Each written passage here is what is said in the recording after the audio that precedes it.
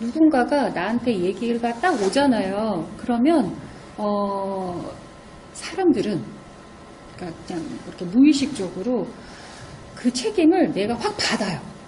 네. 그래서 그거는 내 책임이 아닌데 혜준이 엄마의 고민이잖아요. 그다음에 가연이 엄마의 고민이잖아요. 물론 같이 해야 되는 고민이긴 하지만 그러니까 가연이 엄마가 그게 감당이 안 되니까 나의 불안이.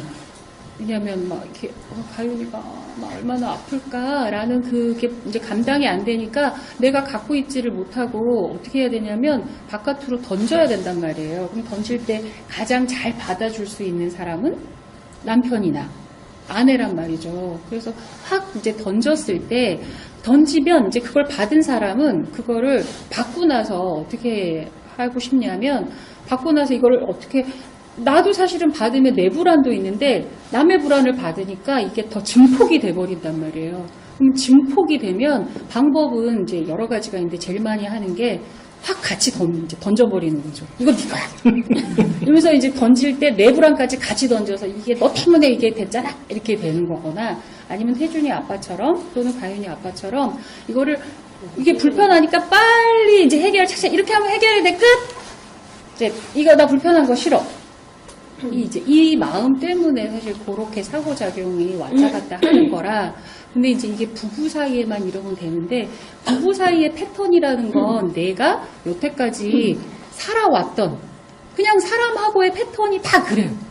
왜냐면 이 패턴이 어디서 정해졌을까요? 어디서 정해졌을 것 같으세요? 아빠랑 살면서. 그쵸. 그때 이미 결정이 돼버리는 거거든요.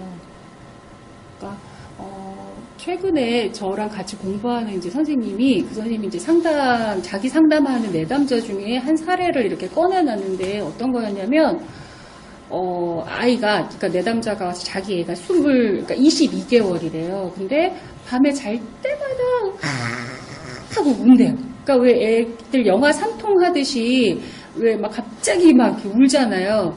지금도 그래요? 6살짜리? 어때요, 말띠들? 지금은 안 해요? 어릴 때는 했었어요? 가끔 했었죠? 그럴 때 어떻게 하셨어요? 뭐 별의별 거 다 해봤죠. 안에서 담배도 보고, 혼도 내보고. 네. 그쵸. 달래잖아요, 우선. 그래서 우선 안아서, 하는데 이제 그 엄마는 어떻게 했냐면, 이 엄마가 불안이 너무 높으니까, 어떻게 할 줄을 모르는 거예요. 그래서 애를 막 깨워. 그래서 애가 이제 꿈을 꾼다고 생각을 하고 막 이제 깨워요. 그러면 이 엄마의 불안이 애한테 전가가 되겠죠. 그러면 아이는 어떻게 되냐면 더 불안해요. 그러면 그 불안을 자기가 못 다뤘잖아요. 그러면 그 다음에 또다시 그런 불안이 왔을 때 다시 그대로 표현할 수밖에 없는데 그 불안을 엄마가 또다시 똑같은 패턴으로 한단 말이에요. 자, 근데 이게 잘 때만 그런 게 아니라 낮에도.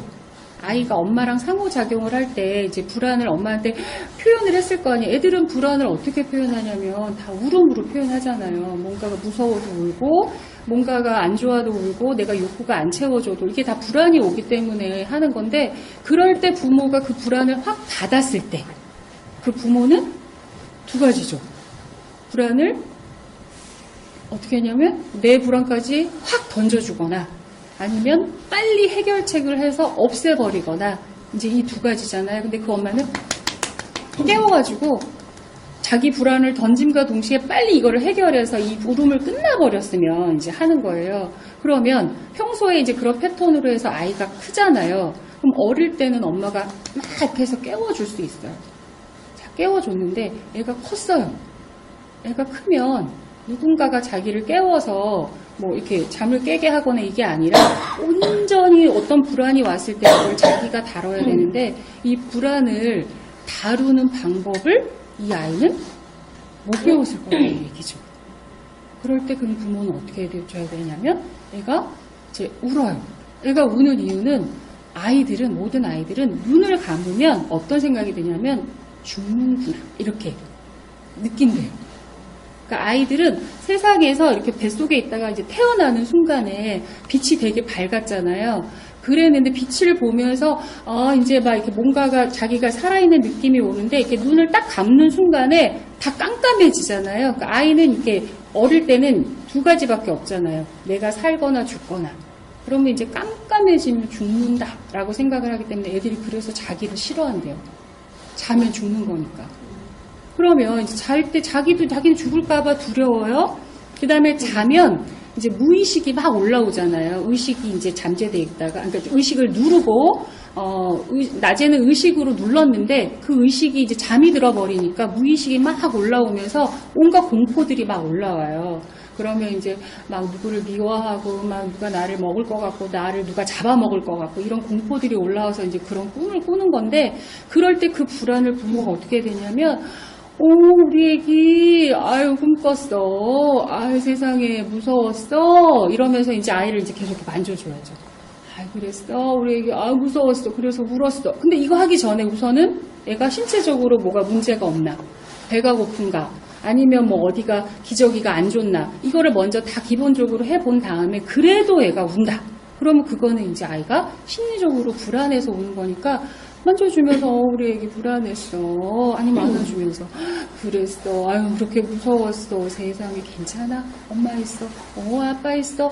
엄마가 지켜줄 거야. 걱정하지 마. 이러면서 계속 이제 그 불안을 천천히 다루는 법을 이제 아이한테 알려주는 거죠.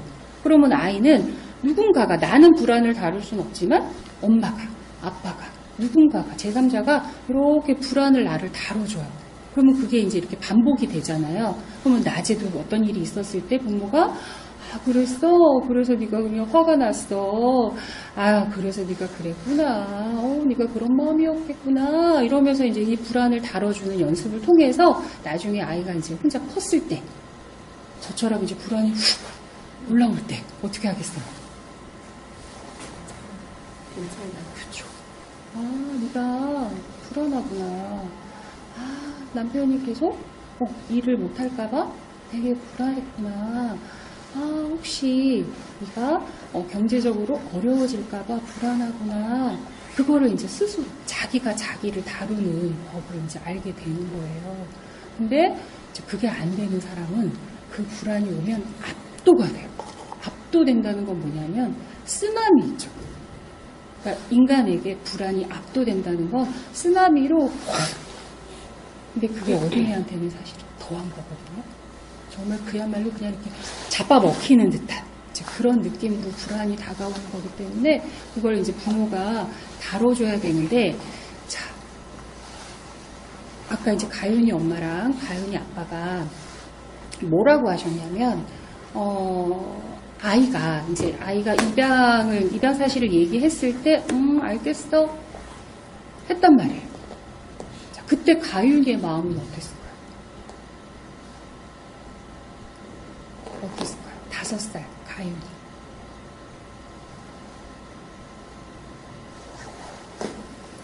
잘 모르는 것 같아요. 그렇죠. 뭘 모를까요? 입양이란 말 자체도 그게 뭔지 잘 모르고. 그 의미를 잘 모르는 것 같아요. 네, 입양이라는 의미를 잘 몰라요. 또요. 또 어떨까요? 일단 생각해보세요. 막연히 다르구나 이렇게 우리 아들이 느끼는 것 같아요. 네. 그래서 엄마한테는 물어서 대답을 했을 때 네. 근데 아나이마, 혜림아 너는 엄마가 낳지 않았고 다른 엄마한테 준비가면서 이렇게 우리 집에 선물로 왔어 얘기했을 때가 바로 다른 얘기를 해버리는 거예요. 바로 애가? 네, 혜림이가 한 두세 번 물어봤는데 첫 네. 번째 웃으면서 얘기했을 때 했는데 그냥 뭐 그때는 아무 그런 느낌이 없었는데 두 번째 다시 어느 기회에 물어봤을 때 빠르게 주제를 얘가 바꿔버리더라고요. 그래서 얘가 알아듣네? 약간 이런 느낌이 있었어요. 근데 오늘 어머님이 이제 시어머니 가끔 오시는데 그 얘기하는 거예요. 자기한테 네. 아빠는 엄마 할머니 배에서 났어? 이렇게 물어봤다는 거예요. 그래서 그렇지 할머니가 배 아파서 나서 하고 나왔지. 그랬는데 네. 혜림이가 그럼 나도 엄마 배에서 났어? 이렇게 물어봤다는 거예요. 근데 어머님은 어떻게 말해야 될지 당황스러워서 그러니까 그렇지 엄마 배에서 아파서 하고 났지. 정말 엄마 배에서 났어? 이렇게 물어봤다는 거니까 나한테는 더 짚어보고 싶진 않은데 내 주변에 좀 잘 신뢰할 만한 사람한테 꼬치꼬치 캐물었더라고요. 네. 그래서 아 어머님 얘기를 하게 됐는데 네. 어머니가 나는 잘 뭐라고 말하지 못하니까 그러면 네. 아빠한테 물어봐 엄마한테 물어보라고 하셨다고 하더라고요 네. 어머님이. 네. 근데 얘가 전부를 다 이해하진 않았지만 내가 뭔가 좀 다르구나 이걸 인식하고 있는 것 같아요. 그 부분에서 그래서 네. 좀 이렇게 계속 엄마한테 물어보기에는 자기가 겁이 나는 건지 뭔지 모르겠지만 주변에 내가 좀 실명한 사람한테 계속 모르는 사이에 물어보는 것 같더라고요. 네. 그래서, 그러니까 휘림이? 네. 휘림이 엄마는 그래서 어떠세요? 그런 이제 그 저는 지금 상황들을 이렇게 생각해 그냥 보시면. 건강한 반응. 그러니까 얘가 알고 싶어 하는 거 그냥 건강한 반응이에요. 그리고 지금 이렇게 모임 온다고 할 때 얘는 알아요. 아는 것 같아요. 입양 가지고 모인다는. 네, 제가 오늘 어디 모임 가 했더니 그 느낌 뉘앙스에서 누구 친구 만나러 가는데? 그래서 우리 두 달에 한 번씩 보는 친구 했더니 입양톡, 사랑톡 친구들? 그러니까 입양이라는 단어 뜻을 모르겠지만 네. 그래서 나는 싫은데 모르겠어. 왜? 걔네들이 나랑 잘 안 놀을 잘 그렇게 표현해요. 그러니까 재미없는데. 맞아. 낯설어가지고. 그러면 이제 휘림의 엄마는 그거에 대해서, 얘가, 다름을 인지하고 건강한 표현이구나. 이건 생각이잖아요. 네. 그래서 휘림의 엄마는 어떤 느낌이세요? 저요? 저는 그러니까 저는 그냥 글쎄요, 라비님이 그거는 생각이잖아요. 네네. 그래서 휘림이 엄마는 마음이 어떠세요? 저는 그게 막 안쓰럽다, 뭔가 당황스럽다 이런 건 없는 것 같아요. 그냥 넌 내 아들이고 우리 가정의 셋째야. 그냥 내 아들이야. 네. 근데 그냥 온 방법이 좀 달라서 네가 그걸 알고 확인해 가는 과정이 좀 필요할 뿐인데 내가 같이 있어줄게. 뭐 이렇게 그냥. 네, 그것도 생각이죠. 네. 아 그래요? 네. 느낌은 느낌이 당황스럽거나 어떠세요? 알아가려고 하는구나. 근데 이런 안심되세요? 안심 느낌을 다시 물어보면 네. 그닥 걱정하거나 뭐 그런 거는 없는 것 같아요. 네, 그러니까 걱정이 안 된다는 거는 그러면 안심이 된다는 얘기인가요? 네네. 그냥 그렇게 가는 수순이구나. 네. 자라가고 있구나. 네. 그래서 불안하진 않으세요? 네. 근데 그냥 그런 거 있어요. 아까 살짝 말했는데 저희는 이제 여기 교회에서 입양을 했어서 얘가 의도하지 않게 너무 공개가 된 거잖아요. 네. 사실은. 네. 그리고 저희가 이제 지역 사회에 저희는 계속 있을 거고 얘가 이제 형 누나가 있으니까 학교에 나를 아는 그리고 이 애들을 아는 엄마들은 뭐 친하다면 다 알아요. 네. 근데 지역사회 다니면 나는 그 사람을 보다 그 사람은 나를 알고 그 사람들 이 아이를 아는 게 너무 네. 공개가 돼버린 거예요. 그래서 네. 뭐 이제 그러겠구나 그런 그래서 생각. 불편하세요? 불편함은 있죠. 약간씩. 네. 근데 잘 네, 불편하지만 그냥 감내하시는 네. 거네요. 근데 예. 네. 그러니까 이런 불편함이 있을 수 있어. 네. 이것도 과정이야. 네. 그래서 휘림이 엄마는 불안이 확 올라오거나 이러시진 않나 봐요. 그거에 대해서 막 걱정이 되거나. 그거는 제가 아마 홀트에서 교육을 받을 때 어머니 모셔서 하셨던 것 같아요. 근데 그 얘기를 하셨어요. 네. 애를 보면서 애가 네. 내 말을 못 알아들을 때 네. 애기 때 4개월 때 왔는데 연습을 하라고. 너는 내가 낫지 않나? 그걸 연습하라고. 근데 그게 진짜 돌 때까지 그 말을 딱 떼면 네. 막 울었어요. 엄청 울었어요. 네. 근데 진짜 어느 순간 딱 지났는데 뭐 어때 내 아들인데? 그게 뭐가 달라? 내 아들인데 네. 그래서 그 다음부터는 어느 순간 내가 웃으면서 애한테 말하고 괜찮아 이렇게 네. 돼버렸더라고요. 그래서 네. 그러니까 그때 정말 애기를 포대기에 놓고 얘기를 하는데 근데 울었어. 지금도 약간 지금도 울컥하시잖아요. 네네. 그죠? 저도 지금도 울컥하거든요. 그 얘기를 하면.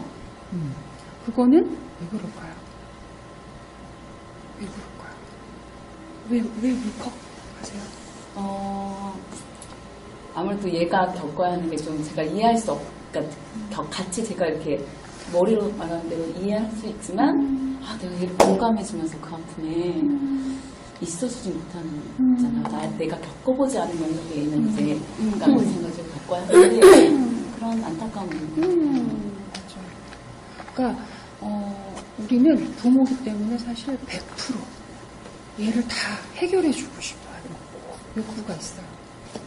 그러니까 그 해결해 주려는 거에는 얘가 어떻게 입양아로서 어떻게 살아가는 거, 그러니까 방법 다 제시해 주잖아요. 누가 너 놀리면 이렇게 얘기해. 그래서 저 막 극기훈련 시켰잖아요. 막 유치원, 그러니까 학교 가기 전에 한 달 동안 막 극기훈련 시켜서 얘가 누르면 정말 자동으로 나올 정도로 극기훈련 시키고, 그 다음에 얘 감정까지도 내가 다 해결해주고 싶어요. 또 그거 슬퍼? 아니야. 그거 슬퍼하지. 그거 슬픈 거 아니야. 야, 우리 입양해서 이렇게 행복하잖아. 근데 제가요, 지금까지 이렇게, 사실은 그걸로 이렇게 잡고 왔거든요. 근데 제가 지금 와서 생각을 하면 내가 이거를 이렇게까지, 부모는 이렇게 해야 돼. 애가 슬퍼하면, 부모는 이제 이렇게 해야 돼. 라고 한 이유가 뭘까? 생각을 해봤더니, 제가 불안한 거예요. 얘가 아파할까봐. 얘가 아파하는 꼴을 못 보겠어요, 저는. 부모니까. 그래서 얘가 안 아프고 정말 이만큼도 조금도 아파하지 않고, 나 입양에 대해서 너무 쿨해. 정말 그냥 백지처럼 그랬으면 좋겠어 라는 제 욕심이 있더라고요. 그러니까 제가 얘 감정까지 다 컨트롤하고 그건 슬퍼할 일이 아니라고 하고 그랬던 것 같아요. 근데 제가 제 감정도 제가 100% 컨트롤을 못 하는데 저희 남편 감정? 저 거의 컨트롤 못 해요. 저희 남편도 자기 감정 컨트롤 못 해요. 그런데 내가 내 새끼를 어떻게 감정을 컨트롤해 줄 수 있겠어? 지금에 와서는 그 생각이 드는 거예요. 그래서 여러분들이 이렇게 얘기를 이제 해보잖아요. 그러면 아까 이제 가윤이 아빠도 그랬고 태주대 아빠도 그러셨지만 이게 남자의 특성일 수도 있지만 엄마인 입장에서도 내 새끼를 어떻게 내가 해결해 주고 싶어. 근데 그 해결을 내가 못 해줄 거야. 그래서 얘가 아파할까봐. 근데 얘가 아파하면 누가 더 아파요? 내가 더 아파요. 그러니까 나 아프기 싫어. 나 아프기 싫으니까 나 얘 아파하는 걸 못 봐. 하니까 그 다음에 사실 얘기도 안 나오고 얘기를 나왔을 때 그냥 얘기한 걸로 끝나고 그 다음에 아이 뒤처리를 못 해주는 거예요. 그러면 아까 이제 다시 질문으로 돌아가서 제가 엄마가 너를 안 낳았어? 그렇구나. 가유디는 그렇구나. 끝났잖아요. 그 다음에 희리비는 주제를 확 돌리잖아요. 자, 그때 애의 마음이 어떨까요? 아이의 마음이 어떻길래 그렇구나. 알겠어. 아니, 근데 있잖아, 엄마. 누구는 태준이는 그러더라? 왜 돌릴까? 우리가, 그 당시에, 그러니까 우선 내 마음에 집중을 하는 것도 되게 중요한데, 아이의 마음에 한번 집중해보죠. 아이의 마음이 어떨까요?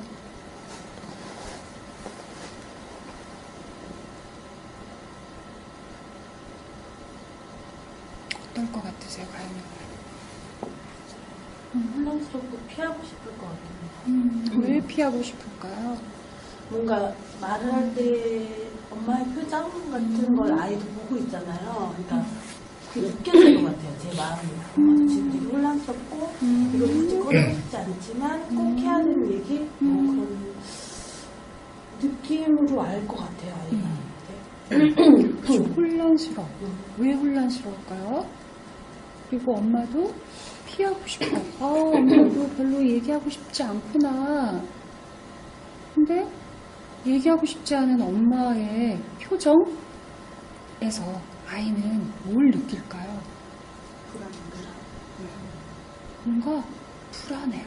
엄마가 얘기할 때 뭔가 편하게 얘기하는 게 아니라 뭔가 표정은 웃고 있지만 뭔가 눈빛이 흔들린다거나. 왜 우리 동공지진이 일어난다 그러잖아요. 그거는 내가 이렇게 이거는 조율할 수 있는 근육이 아니잖아요. 나도 모르게 눈빛이 나온단 말이에요. 아니면 근육이 얘기할 때 슬픔을 참을 때 어떻게 되면 이렇게 파르르 떨려요. 입술이 파르르 떨리거나. 근데 아이는 가윤이는 엄마한테 굉장히 집중한다 그랬죠. 그래서 엄마의 의견을 되게 중요시한다 그랬잖아요. 그렇고 보면 가윤이는 엄마의 머리 끝에서부터 발끝까지를 다 스캔한다고 할 수 있거든요. 그러면 순간적으로 귀신같이 아이들은 엄마의 표정에서 감정을 느껴버려요. 그리고 그 감정을 확 자기 걸로 받아들이거든요. 그러면 엄마의 불안이 우선 왔어요. 근데 엄마의 불안이 오기 전에 우선 자기의 느낌도 있을 거란 말이에요. 엄마가 너를 낳아준 엄마는 따로 있어 라고 딱 얘기하는 순간에 아이는 어떠냐면 끊어지죠. 엄마랑 유대감이 확 끊어지잖아요. 여태까지 엄마가 낳았다라고 그냥 그거는 생각해볼 겨를도 없이 그냥 당연하게 생각을 하고 엄마랑 나는 늘 연결이 되어 왔는데 너를 낳아준 사람은 따로 있어 라고 말로 표현이 딱 되는 순간에 유대감이 끊어져 버린단 말이에요. 끊어진다라는 건 애들한테는 뭘까요? 불안. 어떤 불안일까요? 끝나는 네. 죽음이에요. 죽음의 공포예요. 그게 5살이다, 6살이다, 10살이다, 14살이다. 이거하고는 아무 상관도 없이 그냥 나하고 부모가 끊어진다는 건 그건 그냥 죽음이에요. 그러니까 압도되는 거죠. 쓰나미가 확 왔다면 나 죽겠구나. 이거예요. 나 죽겠구나. 무서워. 그래서 어떻게 하냐면 죽음을 피하고 싶죠. 그러니까 이제 다루는 거예요. 그럼 이제 휘림이는 그렇구나 이러면서 이제 이걸 다루는 거죠. 자기 스스로. 그 다음에 휘림이는 근데 왜냐면 생각하기 싫으니까 이거 생각하면 내가 죽어야 되니까 계속. 그래서 거나 아니면 또 다른 저희 딸 같은 경우는 어떻게 했냐면 아니야 소리 질렀어요. 아니라고 막. 그러니까 아이들마다 그 죽음의 불안을 다루는 방법은 다 달라요. 근데 공통적인 건 뭐냐면 죽겠구나. 나 죽는다. 그 불안이 확 올라오는 거거든요. 그럼 그럴 때 부모는 어떻게 해줘야 될까요? 자, 그리고 끝났어요. 애가 이제 너무 편안하게 그냥 자요. 다른 얘기를 해요. 그래서 이제 거기에 맞춰서 그랬대. 네가 그거 그랬구나. 이제 다른 얘기를 막 돌아가고 애가 이제 편안하게 자길래 따라 그러나? 괜찮나? 이게 의외로 쉽네? 이러면서 이제 해볼만 하네. 자, 이렇게 하고서 끝났어요. 그러면 아이는 거의 낭떠러지에서 대롱대롱 매달린 채 이게 이제 계속 이제 유지가 되는 거예요. 그러면 이제 그때부터 이제 이 아이의 이제 무의식으로 이 불안한 감정들이 막 올라오면서 온갖 공포들이 이제 다 오기 시작을 하는 거예요. 그러면 그때 어떻게 해줘야 될까요? 어떻게 해줘야 될까요? 그 마음 이해하고 있다는 거. 네. 어떻게 표현해주면 좋을까요? 너가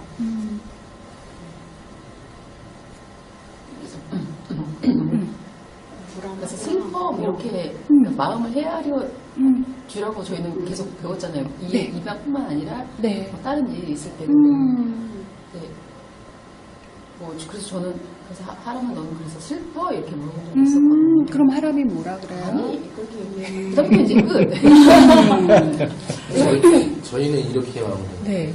아이가 자기가 이제 낳은 부모가 아니라는 거 알면 불안하잖아요. 하지만 앞으로는 우리가 가족이고 같이 살 거니까 불안해하지 필요 없다. 네. 그런 식으로 이렇게 마무리를 하거든요. 네. 앞으로 지금 우리가 행복한데 계속 같이 살 거야. 앞으로 가족이 됐으니까 이렇게 그 전에 과정이 어찌됐건 지금부터는 우리가 가족이니까 같이 살 거니까 불안해할 필요 없다. 불안해할 필요 없다 이런 얘기도 안 해요. 그냥 우리 앞으로 계속 같이 살 거야. 그렇게 하고 저희는 그럼 가인이도 더 이상 질문이 없이 끝나거든요. 네. 그럼 가윤이 아빠는 어떤 걱정이 이제 생겼을 때 실제 생활에서 이제 그게 계속 불안을 다루시잖아요. 걱정되는 부분을. 자, 그렇게 하면 걱정이 없어져요. 어때요?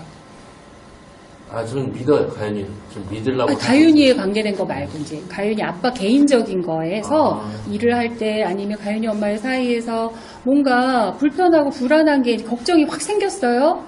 근데 생각해보니까 이렇게 해결하면 될 것 같아요. 그렇게 해서 해결책이 생겼어요.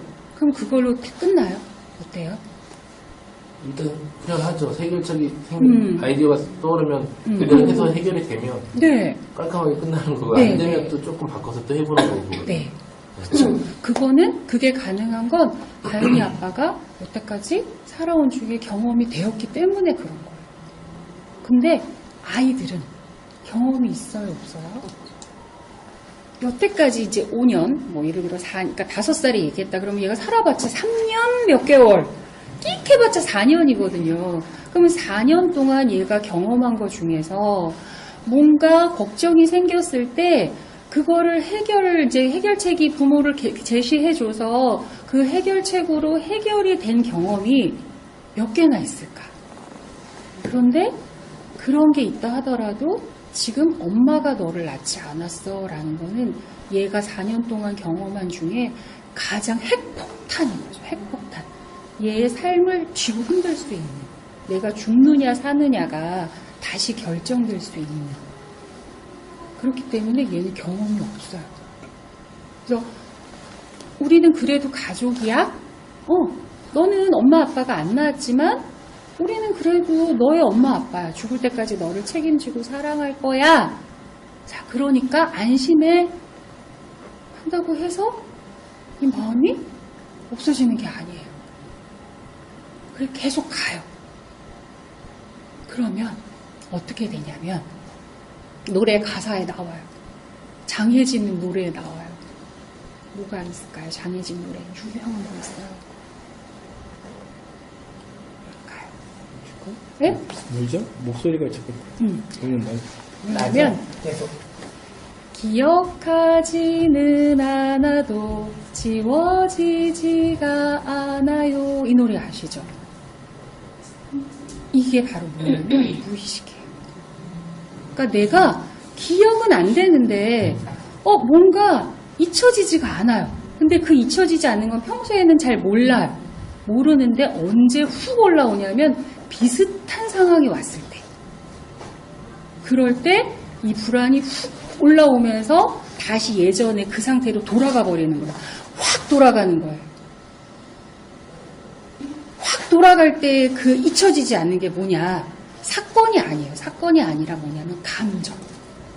그때 감정이 훅 올라오면서 그 감정이 확 돌아가는 거거든요. 그러면 저는 그래서 사실은 해결을 해준다는 건 어떤 해결책을 제시해 주는 게 아니라 그 감정, 그때 느꼈던 감정을 어떻게 해줘야 되냐면 꺼내서 이거를 소산이라 그래요. 해산시켜줘야 되는 거예요.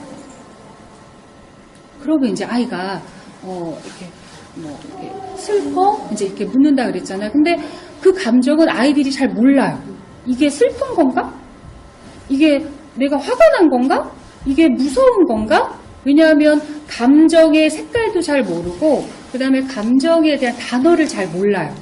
그래서 그 감정을 내가 정확하게 표현을 하면 그냥 그걸로도 사실은 해결이 되는 건데 정확하게 표현이 안 되니까 이제 부모가 그래서 너 슬퍼?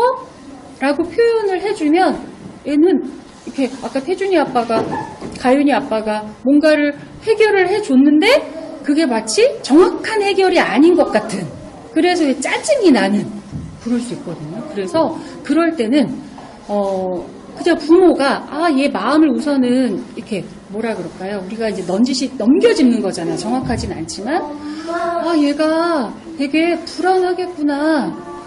얘가 부모랑 유대감이 나랑 끊어져서 무섭겠구나. 근데 그것까지는 같이 가지 않아도 싫겠구나. 이 싫겠구나는 있잖아요. 그러면 그 감정을 이제 읽어주는 건데 아이한테 어떻게 해주냐면 이제 가윤이가 알겠어 하고 이제 이렇게 자잖아요. 가윤아 아빠가 이렇게 얘기를 해줬는데 우리 가윤이는 어때? 하고 가윤이한테 물어봐야 돼요. 그러니까 내가 감정을 판단을 해서 너가 이렇지? 라고 하면 정확한 걸 짚으면 다행인데 정확하지 않으면 짜증난다 그랬잖아요. 그러니까 애한테 물어보는 게 제일 좋아요. 아빠가 이런 얘기를 했는데 가윤이는 어때? 이렇게 물어요. 그러면 이제 가윤이가 그거에 대해서 이미 잘 다룬다. 그러면 나는 이렇고가 안 되잖아요. 아니야. 몰라. 애들은 보통 몰라. 이러고 그냥 잘 거예요. 아, 몰라. 아, 아빠가 이런 얘기를 해서 가윤이가 지금 별로 기분이 안 좋은가 보구나. 기분이 왜 좋다, 싫다는 가늠이 되잖아요. 아, 기분이 별로 안 좋은가 보구나. 맞아? 하고 되물어 봐야죠. 아, 몰라. 자꾸 몰라라고 대답하는 걸 보니까 얘기를 하기 싫은가 보다. 그 정도로 별로 기분이 안 좋은가 보구나. 까지. 우선은 그까지. 그러면, 자, 그까지 얘기했잖아요. 그러면 우선은 아이 입장에서는, 아, 내가 지금 기분이 안 좋구나. 왜냐면 자기가 기분이 안 좋지만 이게 좋은 건지 안 좋은 건지 모르지. 뭔가가 계속 찜찜함이 남아있어요. 아, 기분이 안 좋구나. 근데 그거를 우리 엄마 아빠가 우선은 내가 기분이 안 좋다는 걸 아는구나. 아, 그러면 내가 기분이 안 좋아도 지금 되는 거구나. 이게 당연한 거구나. 근데 거기다가 부모가 이제 저 같은 경우는 이거 아니 우리는 그래도 저도 그랬거든요. 입양 가족이야. 엄마가 너를 안 낳았지만 우리는 가족이고 우리는 행복해. 그래서 아이가 부정적인 감정을 가지면 마치 안 되는 거죠. 제가 그걸 이렇게 부정했단 말이에요. 그러면 아이는 자기가 기분이 나빠. 나 슬퍼. 날 낳아준 엄마가 왜 나 못 키웠어? 나중에 이제 화가 나는데 그 화나는 감정이 생기는 게 잘못된 걸까? 그러면 이제 죄책감을 가지죠. 아, 나 이런 감정이 생기는데 왜 자꾸 이런 감정이 생기지? 아, 이러면 안 돼. 이거 안 되는 거야. 우리는 행복하다 그랬는데 왜 자꾸 내가 부정적인 감정이 생기지? 나는 나쁜 애라서. 역시 나는 나쁜 애라서. 그래, 난 나쁜 애니까 날 낳아준 엄마가, 날 낳아준 아빠가 나를 안 키운 거야. 그치, 내가 나쁜 애니까. 그래서 자기에 대해서 부정적인 자기상을 갖게 돼요. 그래서 우선은 가장 중요한 건 아이가 부정적인 감정을 가지든 좋은 감정을 가지든 그 감정은 너는 절대 잘못하는 게 아니야. 그 감정은 옳은 거야. 네가 화가 나는 거 옳은 거야. 너 슬픈 거 당연한 거야. 아, 너 짜증나는 거? 그럴 수 있어. 왜? 감정은 잘못하는 게 하나도 없거든요. 그래서 우선은 그 감정이 일어나는 게 당연해. 그리고 너는 지금 그러한 감정 상태에 있구나. 그래서 엄마 아빠가 그거를 알아. 거기까지만 해도 아이는 어떻게 되냐면 다음에 그런 감정이 생겼을 때 나는 괜찮은 거야. 내가 이 감정이 생긴 게 괜찮은 거야. 우선 하나. 그 다음에 그 감정이 생기는 거를 내가 꺼내도 되는 거야. 또 하나. 그리고 그 꺼낸 걸 엄마 아빠가 내 꺼낸 거를 봐줄 거야. 또 하나. 그래서 그 여지를 남기는 거. 그게 되게 중요해요. 그래서 물꼬를 튼다는 건 내가 감정을 꺼낼 수 있는 여지를 남겨주는 게 되게 많이 필요해요. 그래서 이제 왜 아이가 입양 사실을 얘기했을 때 어떤 반응을 안 보여요. 특별한 얘가 말이 없어요. 사실은 아이는 온몸으로 다 얘기하고 있어요. 다 얘기하고 있어요. 나 엄마 얘기하기 싫어. 왜? 나 슬프니까 얘기하지 마. 나 화나. 왜 엄마가 나 안 낳았어? 나를 낳아야지. 저희 딸은 얘기를 다 했어요. 엄마가 나를 낳았어야지. 왜 오빠만 낳아? 왜 나는 안 낳았어? 이러면서 이제 저를 막 탓하고 이런 거를 이제 사실 다 감정이 있는데 그러니까 표현만 안 할 뿐이지. 그러니까 그거 표현이 되고 있는데 부모가 그 표현을 못 알아챌 뿐이지 사실은 다 표현하고 있다는 거예요. 네, 그래서 내가 본대로 하는 거예요. 애가 말을 안 하면 너 이런 얘기를 하니까 네가 말을 안 하는 걸 보니 얘기를 하고 싶지 않을 정도의 마음인가 보다.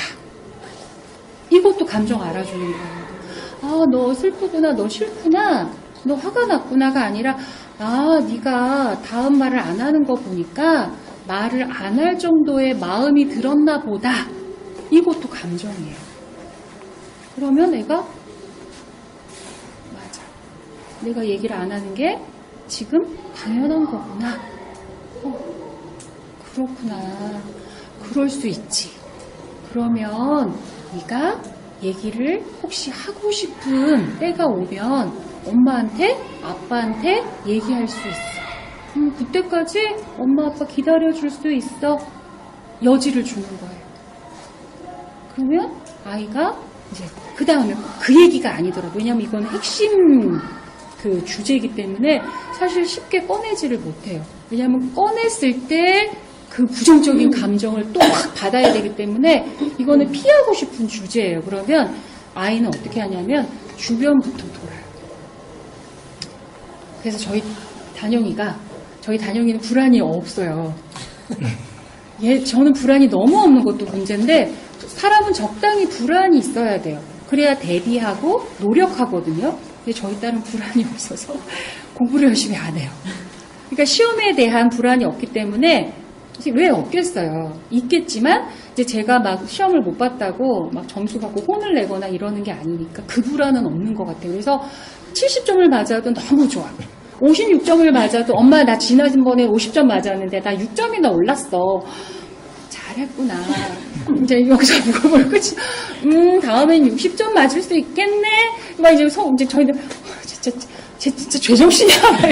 이제 저희끼리 막 얘기를 하는데 그 불안이 없어요. 그런데도 이제 다른 부분에 있어서는 이제 저한테 혼날 거가 두렵잖아요. 그러니까 최근에 전화를 얘가 그러니까 친구랑 전화하면 1시간씩 하니까 제가 전화를 했을 때 전화를 못 받잖아요. 그러면 엄마 나 이제 학교에서 출발해요. 근데 20분이면 오는 집을 1시간이 지나도록 아무 걱정이 돼서 전화를 하면 통화 중입니다. 10분 뒤에 통화 중입니다. 1시간을 해요.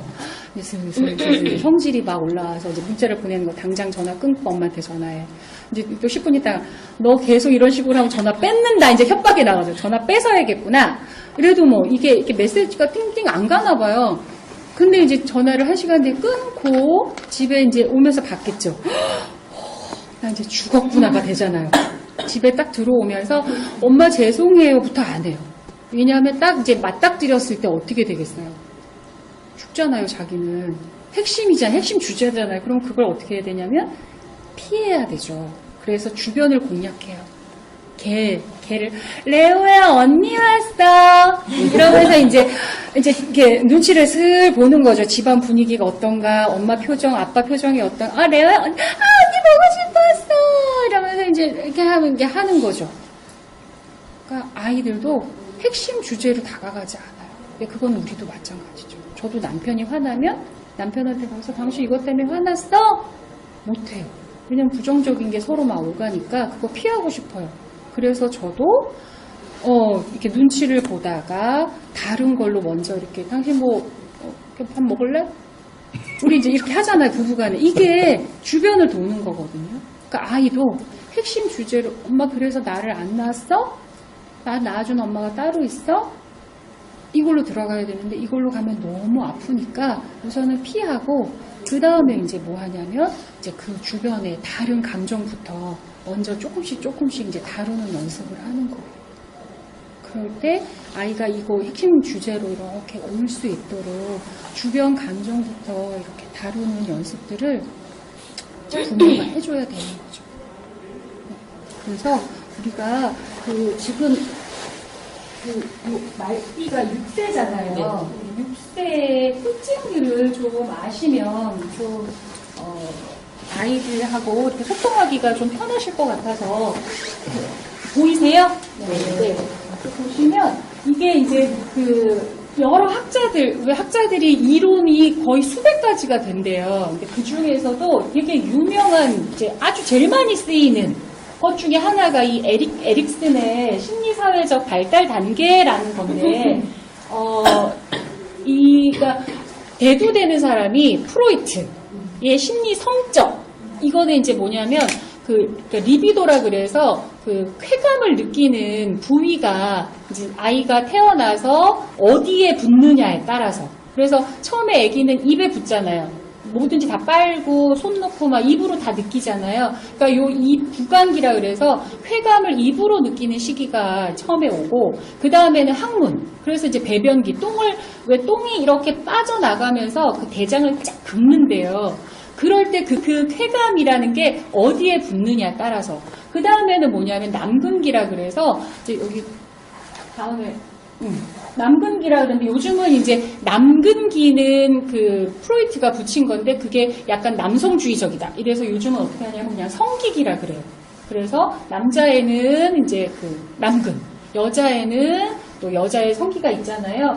거기에 또 그 쾌감이 집중하는 시기가 그래서 요때는 애들이 되게 자위 되게 많이 해요. 그래서 아마 말띠가 요즘 이제 자위하는 애들도 있고 막 그럴 거예요. 그 다음에 잠복기라 그래서 그 이제 성에 관계된 쾌감들이 요때는 잠깐 이제 잠복을 해요. 그래서 친구 또래와의 관계 유지하고 공부하고만 이제 이런 시기가 오고 이후에는 이제 생식을 위한 정말 생식기에 이제 쾌감이 오게 되는데 요거하고 프로이트하고 이 에릭슨의 심리 사회적 발달 단계가 되게 대두를 이루는데 아까 그 프로이트 거는 여기서 이 프로이트는 되게 중요한 게 여기 성기기까지가 되게 중요하다. 그래서 이때까지가 다 결정이 돼버려 이렇게 얘기를 한 거예요. 모든 성격은 다 여기서 결정돼. 성기기까지 해서 이렇게 얘기했는데 에릭슨은 어떻게 하냐면 아니야. 사람은 평생 이런 식으로 발달이 돼 라고 이제 얘기를 해서 좀 대두가 되는 건데 그래서 아이들 교육시키거나 뭐 이럴 때 이 에릭슨의 이 단계가 되게 많이 쓰여요. 그러면 제일 처음에 이제 태어나면서부터 1년간은 신뢰 대 불신이라 그래서 에릭슨이 뭐라고 했냐면 사람은 이제 태어나면서 삶을 살아가면서 뭔가를 꼭 목적을 이루어야 된다 그랬어요. 그래서 목적주의예요. 목적을 위해서 살아가는데 그래서 그 목적을 이루기 위해서는 반드시 성취해야 할 과업들이 있어, 인간들이. 그래서 1년까지는 어떤 걸 성취해야 되냐면 세상에 대한 신뢰를 성취해야 돼. 그래서 부모도 그 신뢰를 성취하게끔 도와줘야 돼. 이렇게 얘기를 했어요. 근데 아기가 그 신뢰를 성취하지 못하면 반대로 어떤 이제 그 실패를 맛보냐면 세상을 불신하게 되는 실패를 맛보는데 신뢰를 하게 해주는 게 뭐가 있을까요? 아기들한테.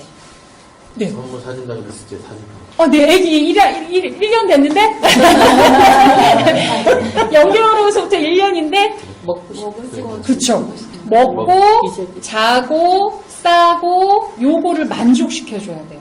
그래서 배가 고플 때 바로 대주고, 그 다음에 싸고 싶을 때 기저귀에서 바로 싸서 치워줘야 되고 그 다음에 졸리다 할 때 바로 재워줘야 되고 그 다음에 애가 놀고 싶어 할 때 놀아줘야 되고 그러려면 부모가 어떻게 해야 되냐면 됐다 민감해야 돼요.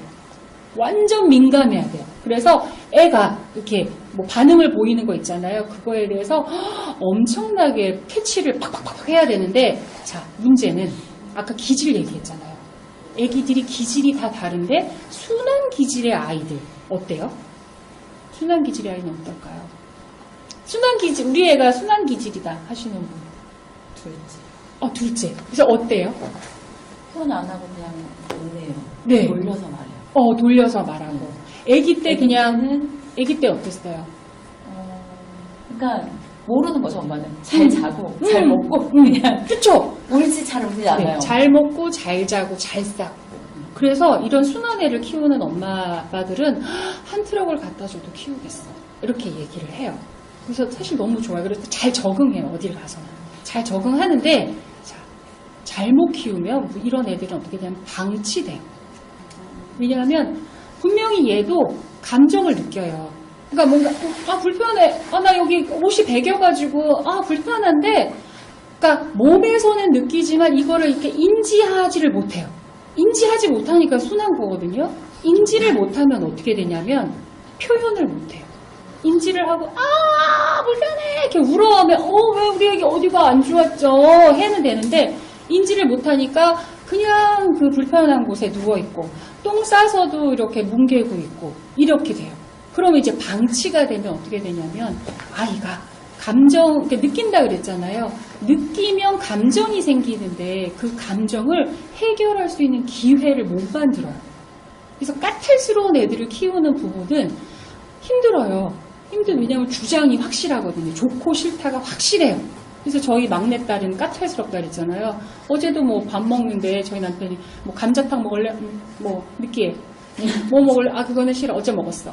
뭐 이런 식으로 해서 자기께 너무 확실한데 까탈스러워서 힘든 반면에 자 까탈스러우니까 표현을 하잖아요. 그러면 그 표현할 때 부모랑 뭐 하냐면 조율하는 연습을 해요. 이렇게 말로는 이제 조율이 되잖아요. 더 어릴 때는 이제 우르무르, 이 징징징징 아니야 이게 이제 표현하는 건데 그 표현할 때 도대체 너는 뭘 말하는 거야?가 아니라 아 네가 그러니까 징징징하고 지금 울기만 하니까 잘 모르겠어. 그래서 뭘 얘기하는지 네가 말을 못하면 손으로 가르칠 수 있어. 이렇게 해서 이제 각 감정을 조율하는 그 기회가 만들어지는 게 까탈스러운 아이거든요. 자, 그래서 이 신뢰 대 불신 이 시기에는 부모가 아이가 순하든 까탈스럽든 느리든 상관없이 그러니까 순한 아이는 더 예민하게 봐야 돼요. 그래서 혹시 가만히 있더라도 우리 애기 혹시 불편한 데 없었어? 아구 이게 불편했겠네. 아유 이게 힘들었겠네. 이러면서 아이가 느끼지만 인지하지 못하는 걸 부모가 이렇게 인지하도록 대신 얘기를 해줘야 돼요. 아 이래서 아유 배가 고팠겠네. 세상에 엄마가 밥을 늦게 줘서 화가 났겠네. 이러면서 그걸 인지할 수 있도록 민감하게 반응을 해줘야 되는 게 요 시기고요. 요리 오세요. 이쪽에 오세요. 저기 저희 남편 옆에 왜 안 올라 그래요? 봐야 되는 거 아니에요? 아니 안 받았어요, 안 받았어요. 네. 그 다음에 이제 이제 1살에서부터 3살까지는 요때 아이가 특징이 이제 똥모 좀 가려야 되잖아요. 그래서 요때는 아까 프로이트가 얘기한 이제 항문 길이라서 배변 활동이 들어가는데 요때는 그 배변을 이제 한다는 건 내가 똥을 누고 싶을 때 누고 안 누고 싶을 때 안 누고 뭐 이제 이런 게 들어가야 되잖아요. 그래서 내가 최초로 나를 내 마음대로 통제할 수 있는 것. 내 마음대로 할 수 있는 것. 이게 바로 자율성이거든요. 그래서 이때는 아이가 스스로 뭔가를 할 수 있도록 기회를 자꾸 주셔야 돼요. 그래서 이때 아이가 하는 게 주로 바깥으로 걸어나가고 뛰어나가고 만져보고 막 하잖아요. 근데 이제 불안이 높은 부모는 어떻게 하냐면 다 차단하죠. 다 못하게 하고 내 옆에만 붙어 있어가 되잖아요. 그러면 이제 아이가 자율성을 획득을 못해요. 그 다음에 이제 제일 중요한 거 똥도 아침에 사실 나 안 누고 싶어. 근데 부모가 편하자고 어떻게 하냐면 아침에 기저귀 벗겨서 가자 옆에 놓아야 돼. 할머니들이 뭐라 그러냐면 버릇들이면 돼. 버릇들이면 돼. 그래서 이제 해가지고 억지로 누게 하잖아요. 그러면 그때 아이가 느끼는 게 뭐냐면 똥도 내 마음대로 못해. 왜냐면 똥은 나랑 똑같은 거예요. 내 몸에서 나오는 거기 때문에 그러니까 자기의 분신이라고 생각해서 왜 애기들이 똥을 보면서 막 너무 좋아하면서 똥 잘 가. 그래서 우리 이렇게 애기들 배변 훈련할 때 똥을 누고 같이 변기에 버리면서 똥에 대해서 되게 이렇게 보내주는 거 있잖아요. 환영하고 보내주는 거 의식을 반드시 해주셔야 되세요. 그래야만 자기가 되게 가치 있게 취급받는다라고 느끼기 때문에 그래서 똥 잘 가, 오 우리 다음에 또 만나 이러면서 이 똥을 의윤화하고 막 이제 이러는 게 똥이 내 마음대로 되는 거기 때문에 그렇거든요. 그래서 똥도 내 마음대로 못해 하면 나는 내 마음대로 할 수 있는 게 아무것도 없어. 그러면 나는 어떤 인간이냐면 아무것도 할 수 있는 게 없는 인간이야. 왜? 나는 나쁜 인간이기 때문에. 나는 나쁘다라고 반드시 아이들은 이렇게 귀결을 해버려요. 그래서 이때는 자율적으로 뭔가를 획득할 수 있도록 부모가 통제를 하되 그 통제에 이렇게 그 경계를 좀 느슨하게 해주셔야 되죠. 그래서 큰 거, 다치는 거. 너가 다치는 거 안 돼. 다른 사람 다치게 하는 거 안 돼. 그거까지만 하고 나머지는 대부분 좀 허락을 해주는 게 좋다라는 거고요. 그 다음에 이제 우리 말띠들이 해당이 되는 게 저 주도성 대 죄책감이라고 해서 3살에서 6살까지인데 저거는 그 만으로 얘기하는 거예요. 그러니까 이제 36개월 지나서부터 6살까지니까 한 7살까지는 그 주도성 대 죄책감이라고 그래서 저 주도성하고 자율성하고는 거의 비슷해요. 그런데 다른 점이 하나가 있어요. 자율성은 목적이 없어요. 그냥 내가 내 마음대로 하고 싶은 거예요. 그런데 주도성은 목적을 가지고 있어요. 뭐뭐를 하기 위해서 내가 주도해서 내 마음대로 할 거야. 이게 있어요. 그래서 이때는 아이들이 뭘 하냐면 주로 뭐 이렇게 아빠 나랑 뭐 하자. 엄마 나랑 뭐 하자. 엄마 나랑 책 읽자. 엄마 나랑 이거 하자. 엄마 나랑 뭐 설거지 하자. 그래서 항상 누구랑 뭐뭐 하자가 나오는데 그 이유가 이제 여기에 있어요. 뭐냐면 그 4세에서 이게 이제 4세에서 6세는 이제 우리나라 나이로 보는 거고 어쨌든 이게 나이가 다 다르지만 36개월 지나서부터 7살까지를 얘기를 하는 건데 자, 이때 특징들이 뭐냐면 제일 큰 변화가 이때 말띠들이 해당되는 4, 5, 6세가 뭐가 되냐면 관계의 변화가 생겨요. 그럼 3살까지는 관계가 이자 관계였어요. 누구랑 누구예요? 그쵸. 엄마하고 나. 세상에 온통 엄마랑 나밖에 없었고 그때도 아빠가 옆에 있긴 있었지만 아빠는 눈에 들어오지 않아요. 그냥 왔다 갔다 하는 사람 중에 이제 별 볼 일 없는 사람이라고 이제 생각을 애들이 하다가 딱 이제 거의 아까 주도성 그 다음에 이제 섬기기 이때가 딱 들어오게 되면 갑자기 이제 아빠가 눈에 들어오기 시작을 해요. 그러면서 남자아이는 이제 엄마랑 관계를 맺잖아요. 그래서 오이디푸스 시기다 그래서 엄마랑 관계 맺고 딸은 아빠랑 관계 맺는데 그냥 나는 엄마랑 이렇게 둘이 관계였는데 보니까 난 엄마를 너무 좋아하는데 그래서 난 엄마를 나만 차지하고 싶은데 보니까 아빠라는 사람이 자꾸 엄마 옆에 있고 나는 엄마랑만 둘이 자고 싶은데 아빠가 자꾸 엄마 옆에서 자고 그 다음에 엄마가 아빠한테 막 뭘 잘해주고 막 이러기도 해요. 아빠랑 장난치고 막 그래요. 그러면서 인식이 그러면 저 사람은 뭐지? 이러면서 이제 인식이 확대되는 거예요. 그래서 2자 관계에서 3자 관계가 되면서 그때 이제 뭘 하냐면 나랑 같이 뭐 하자. 왜냐면 2자 관계일 때는 가치가 그냥 나랑 같이라는 인식이 없었어요. 왜냐면 늘 같이 했으니까. 근데 3자 관계가 되면서 이제 요구를 할 줄을 알아야지만 그 사람이 나와 관계를 맺게 된다는 걸 알게 되는 거예요. 그래서 나랑 뭐 하자. 엄마 나랑 뭐 하자. 아빠 나랑 뭐 하자. 그래서 주도적으로 이제 하게 그래서 그때는 같이 엄마랑 이걸 하고 싶다는 거구나. 아빠랑 이걸 하고 싶다는 거구나. 너는 뭔가를 하고 싶으면 아빠를 초대할 줄 아는구나. 뭔가를 하고 싶으면 엄마한테 요구할 수 있구나. 하면서 이제 그걸 읽어줘야만 내가 이렇게 뭔가를 주도적으로 하는 거에 대해서 인정을 받는 거예요. 그러면 이제 발달이 이루어지는 건데 그 다음에 성별에 따른 이제 역할이 들어간다 그랬잖아요. 그러니까 3자 관계가 되면서 그러니까 딸은 아빠랑 아들은 엄마랑 되는데 아빠를 차지하고 싶은데 이제 막내딸이 이제 4살이라 3살, 5살. 지금 5살. 그러면 이제 아빠랑 좀 있으면 지금은 아직까지는 이제 애착 관계를 맺는 시기잖아요. 근데 좀 있으면 아빠를 좋아하는 시기가 온단 말이에요. 그런데 이제 엄마가 차지하고 있으니까 어떻게 해요? 엄마를 그 프로이트는 뭐라고 했냐면 죽이고 싶다라고 얘기를 한다 그랬어요. 죽이고 싶어 해요. 그래서 엄마를 죽이고 싶고 아빠를 죽여서라도 차지하고 싶은 게 이때의 감정이에요. 근데 죽일 수 있어요. 못 죽이잖아요. 그래서 어떻게 하냐면 죽이는 대신에 그러면 나는 아빠처럼 돼야겠어. 그래서 남자애는 아빠처럼 오줌 누는 거 따라하고 면도하는 거 따라하고 아빠 신발 신고 막 이렇게 아빠 옷 입고 싶어하고 남자처럼 막 이렇게 멋있게 하고 싶어하고 이러면서 이제 성 역할을 배우기 시작하는 거예요.